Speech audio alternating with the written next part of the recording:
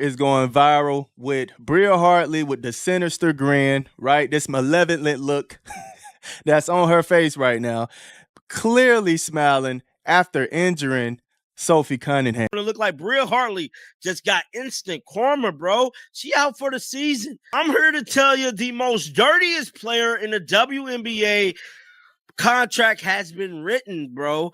And I'm here to tell you she's out for the season. Yes, you heard me correctly. Yeah, man, Bria Hartley. So Connecticut PR has released a statement. Bria Hartley is to miss the remainder of the season. Did Bria Hartley just pull off the dirtiest play of the WNBA season and then get slammed by instant karma herself? Fans are losing it right now. Sophie Cunningham went down with a torn MCL after a collision that didn't look anywhere close to clean. To make it worse, new angles show Hartley smirking while Sophie was still writhing on the floor. And that's fueling every suspicion. People aren't calling it an accident anymore. And the story only gets crazier. The very same player accused of that shady hit, she's now out for the season too. Bria, and I'm actually really good friends with Bria, and I had been waiting to get on the pod and so we could talk about this because I did want to tweet it out, but I don't think that there was no ill intent. I think it was basketball play. I was just in the wrong spot at the wrong time. She fell. Like, there's no way that she would go in there and potentially try to hurt me. And so I have nothing but love for Bria. And I even told my mom because she tweeted something. I was like, no, Mom, I get it. But I promise you that I was like, Bria and I are super cool. And she would never try to hurt me because there are some girls that I think might, but she wouldn't do that. And so I have nothing but love. And so I hope people stop giving Bria some heat because the timing feels way too ironic. Was it pure coincidence? Or did the basketball gods just hand out some instant payback? If you're riding with Sophie, drop a recovery wish for her in the comments right now. From the start, the play felt off. Sophie Cunningham absorbed the full blow, hit the court hard, and grabbed straight for her knee. She didn't even try to stand. Trainers sprinted over, teammates huddled tight, and the energy inside the arena flipped from electric to stunned silence. This wasn't one of those tough bounce-back moments. Sophie was done. No choice but to limp straight to the locker room, and her face told the whole story. That pain hit different, and everyone watching could see it. But here's what had the internet buzzing. It wasn't just Sophie's injury.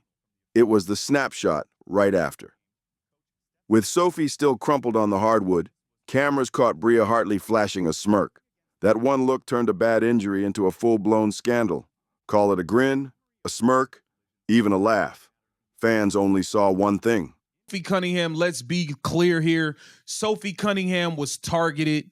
Let's be very, very clear here. But Sophie Cunningham was flat out targeted by a player looking like she enjoyed the moment right after an opponent collapsed to the floor clutching her knee. That single frame went viral in minutes, flooding timelines and changing the whole conversation. Suddenly, it wasn't just about Sophie Cunningham's injury anymore. It was about intent. The accusation was brutal. That's not how someone reacts if it's an accident. Fans swore that one smile spoke louder than any PR spin or polished press release ever could. Once that image spread, there was no putting the genie back in the bottle. Even when Sophie tried to cool things down, saying she was just in the wrong place at the wrong time, it didn't slow the storm. The outrage only grew louder because the photo told a completely different story. That just occurred. That's like she tries to slide over right there, and Hartley just kind of falls and makes collision with that lower leg. You see her immediately grab it. And she went down hard and was clearly in a lot of pain. Everyone accepts basketball as physical, sure, but what nobody could accept was the idea of someone looking pleased about another player's pain. That's why the reaction exploded the way it did. Hartley already had a reputation for flare-ups and scrappy confrontations, so this wasn't brushed off as a one-time slip. The smirk instantly became Exhibit A in the growing case against her. Within hours, headlines screamed about the dirtiest play of the season. Comment sections overflowed with fans demanding punishment, accountability, something. And the referees, they got torched too, slammed for swallowing their whistles and letting it slide. Instead of protecting Sophie, officials once again looked weak, more focused on silencing criticism than stopping reckless contact. The fury wasn't just on Hartley's shoulders anymore. It was aimed at a league that fans feel is failing its own players. By the end of the week, the conversation had shifted way past one game. It was about credibility. Would the WNBA finally step in and make a statement, or let it slide again? Making all kind of excuses to say that Bria Hartley is not a dirty player. Let me tell y'all something, man. Come on in here. Come on in here, man. Let me tell y'all something. If it quacks like a duck, walks like a duck, eats like a duck, it's a duck, man. Come on, man. She is the dirtiest player in the WNBA right now, winning the trophy. All right? Winning the trophy for it. Don't sit here and try to tell me Bria Hartley is not a dirty. Either way, Hartley's smirk had already branded her in the eyes of fans. That snapshot didn't just show a moment. It confirmed the story people already believed about her. And here's the chilling part. This wasn't new. Sophie Cunningham was just the latest victim added to a growing list of players frustrated with Bria Hartley's reckless style. That's why her collision with Sophie blew up so fast online. Fans weren't looking at it as an isolated mistake. They were looking at receipts. And Hartley's file is packed this season. It paints her less like an unlucky victim and more like a repeat offender. Need proof? Start with Angel Reese. In the middle of a rebound fight, Hartley wasn't just swiping for the ball. Cameras caught her grabbing a fistful of Reese's braids. That's not a mix-up. That's a move. Reese's furious reaction told the whole story. And once that clip spread, it was locked into Hartley's reputation file forever. And just when the buzz around that incident settled, another one hit. Hartley deserves zero benefit of the doubt. And Sophie Cunningham's family not too happy. I believe this is Mama C. Hartley is a disgruntled player having trouble everywhere she goes. She's playing mean and plays out of control. Looked out of control. Rebecca Allen got dragged into the storyline next after she took a shove from Hartley that had fans pointing fingers all over again. No major punishment followed, but when you stack these plays together, a pattern starts screaming back at you. By then, people weren't asking if Hartley would be in another incident. They were convinced Sophie Cunningham was never going to be the last. Fans weren't buying the accident excuse anymore. They were seeing a straight-up pattern, and patterns change everything. By the time Sophie was on the floor clutching her knee, Hartley's trail of incidents was already stacked up across the season. That's why almost nobody believed the smirk was just a bad look caught at the wrong moment. People remembered the Angel Reese hair grab. They remembered the shove on Rebecca Allen. And now? Sister, maybe you should focus less on fining players for commenting on your poor officiating and more about hiring officials that are capable to call a consistent game and protect your athletes. Pathetic. Praying for you. The only good thing positive surrounding Sophie Cunningham coming out of this game, she looked in. A collision that sidelined one of Indiana's toughest players. To fans, this wasn't random. It was a highlight reel of reckless play building into a storyline Hartley couldn't shake. The fury only got louder because of the refs. One night they let brutal contact slide. The next night they were whistling soft fouls like it was preseason. There was no standard, no consistency. That inconsistency fueled the belief that referees were practically complicit, letting Connecticut's rough style go unchecked while players like Sophie kept paying the price. And here's the kicker. Sophie herself had already been fined earlier this season for criticizing those same referees. Meanwhile, Hartley, who fans felt was targeting players over and over, faced zero consequences. To a lot of people, that double standard was impossible to ignore. I was like, Bria and I are super cool, and like she would never try to hurt me, because there are some girls that I think might, but she wouldn't do that. And so I have nothing but. Well, Sophie, I got news for you. The universe thought otherwise. The universe thought otherwise. They got her ass up out of here, bro. Damn. Which they weren't going to the playoffs anyways, but man, karma's a ish. I just got to keep it real, bro. I mean, this is everywhere. Even Sophie's own family had reached their breaking point. Her sister Lindsay and her mother Paula spoke up, publicly questioning why the league wasn't stepping in to protect its athletes. That wasn't just angry fans venting online anymore. It was Sophie's family putting the WNBA on blast. And their frustration echoed exactly what Fever supporters were already screaming. If the league refused to act, players were just going to keep getting hurt.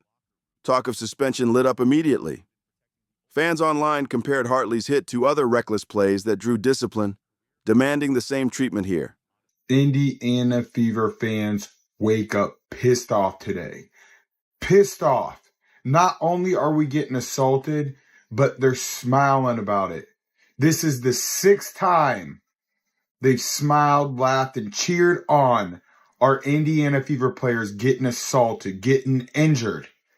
And it pissed. In their eyes, Hartley was already stamped as a dirty player, the league was corrupt, and Sophie was left as the sacrifice. Everyone expected the WNBA to finally act. Suspension chatter was everywhere, and the outrage was so loud most assumed the league had no choice but to respond. But then, out of nowhere, came a bombshell announcement that flipped the story completely. The Connecticut Sun revealed Bria Hartley wouldn't play another game this season, not because of punishment, but because of a torn meniscus in her right knee that instantly ended her year. The parallels were chilling, and fans wasted no time connecting the dots. It stated Connecticut Sun guard Bria Hartley will miss the remainder of the season due to a meniscus tear in her right knee. Injury sustained during team practice. You got hurt at practice? Hartley is expected to make a full recovery. So you mean to tell me her own team hurt her? Oh, my God. Her own team hurt her? Oh, man. Oh, dog, this is funny as hell. I should laugh. But damn, dog, how your own team hurt you, bro. Hartley is expected to make a full recovery. Additional updates will be provided. Sophie Cunningham had just been ruled out with a torn MCL, a brutal gut punch to an Indiana team already limping through setbacks. And now Hartley, the very player at the center of Sophie's injury, was sidelined with her own devastating knee injury. Both gone, both facing grueling rehabs. Except here's the difference. Sophie's came as the victim. Hartley's came as what fans branded instant payback. It spread like wildfire. The karma storyline took over social media in hours. Fever fans who'd been raging just days earlier flipped from outrage to vindication. Posts flooded timelines celebrating the symmetry, with captions calling Hartley's season-ending blow poetic justice, irony, and even basketball gods delivering fairness. The league tried to stay quiet, refusing to label it as anything but bad luck. But fans weren't having it. Whether they called it payback, irony, or poetic justice, the message was crystal clear. Well, you come at Sophie's sister, you come at Sophie. And Sophie saw this comment, and bless her heart, she answered it. She answered it. Some of us were raised by the words of, quote, don't bite off more than you can chew. And some of us didn't. Quote, F around and find out. F around and find out. Kiss. God bless this woman. Yeah, seriously. To them, Hartley's injury wasn't random at all. It was the game evening the score. That irony cut deep for Connecticut. Losing Hartley stripped them of a key rotation piece right when the season's intensity hit its peak. For a team built on grit and toughness, the loss wasn't just another injury report. It was a gut punch to their own championship hopes. And the cruel twist, the same physical edge that gave Hartley her fierce reputation was now the very thing the Sun had to survive without. Meanwhile, Sophie was out here proving why so many fans root for her. Even after being taken down, she refused to trash Hartley. Sophie told everyone she held no ill will and still considered Hartley a friend. That grace only made fans love her more, especially while the internet kept torching Hartley nonstop. The contrast couldn't have been sharper. Sophie carried herself with dignity, while Hartley was being painted as the villain of the season. And in a wild twist, no suspension could ever match what fate already handed out. Look, you can tell Bria Hartley, in my opinion, she launched herself into her knee. She did. And I've seen some of the reaction online. And guys, it's despicable. It really is. There's a lot of people celebrating this injury. And guess what? You can imagine who it is. It's members of the old WNBA fandom, the ones that root for Paige Beckers and Angel Reese and Asia Wilson and all the usual damn sus. Without the league doing a single thing, Hartley was gone. Off the court, unavailable, no longer a threat. The spotlight shifted back where it belonged. Sophie Cunningham, because Sophie wasn't about to disappear quietly.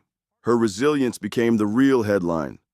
Just days after surgery, she made sure people knew she wasn't fading into the background. Her first move? A fiery tweet that sent shockwaves. F around and find out. Those 4 words said it all. Even fresh out of surgery, Sophie was ready to fight, not just for her own comeback, but for her family and anyone doubting her toughness. That tweet hit different. What made it stand out was how sharply it contrasted with the way Sophie had handled the same situation on her podcast. So it said, wonder if she's grinning now. Oh, instant karma on their ass. Prayers do come true. Some of the same people complaining about injuries. Somebody said, man, the storyline of this league is incredible. Man, I did an incredible video talking about the injuries, dog. Somebody said, oh, that's terrible news. That's a voodoo doll. No more head hunting for her. There, she showed restraint, calling Hartley's hit just a basketball play and insisting she didn't think there was malicious intent. One message was about grace and perspective. The other, fire and defiance. Put them together, and fans saw the full picture of Sophie Cunningham, a competitor who refuses to hold grudges, but also refuses to be walked over. On the podcast, Sophie was brutally honest about her recovery. She admitted she needed surgery and her season was officially over. She didn't sugarcoat it. The road ahead was tough, but she sounded confident about what comes next, leaning heavily on gratitude. She thanked the Fever organization, her teammates, and fans for holding her up during the darkest moment of her career. Put this up about an hour ago. He said, to all of those defending Bria Hartley, look at what she liked on Instagram. Emo, she's the dirtiest player in the league and should be kicked out. Most recently, Sophie Cunningham has been hurt with the knee tear and is out for the season. Look at this. Look at this. Now, Bria is the definition of consistency. Now, this is her liking this. This is her liking this post. Y'all see that? Breezy, 1414, and others. Bria is the definition. She's liking this post. Look at this. Death taxes and Bria Hartley always being at the scene of the crime. Now, that's her choke slamming. It was a raw window into her mindset. Frustrated, yes, but still determined to turn the setback into motivation.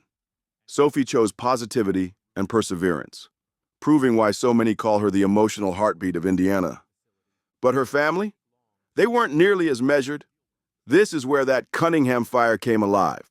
Her sister Lindsay blasted the WNBA, pointing out how Sophie had been fined for criticizing refs while dangerous plays kept getting ignored. And her mother Paula went even harder, calling Hartley a disgruntled player who stirs up trouble everywhere she goes, labeling her plain mean and out of control. For fans already furious at the officiating and the Connecticut Sun, Paula's words didn't calm things down. They poured gasoline on the fire. Through all of this chaos, the Fever kept climbing uphill. Injuries piled up, hardship contracts had to be signed, and the roster looked paper thin.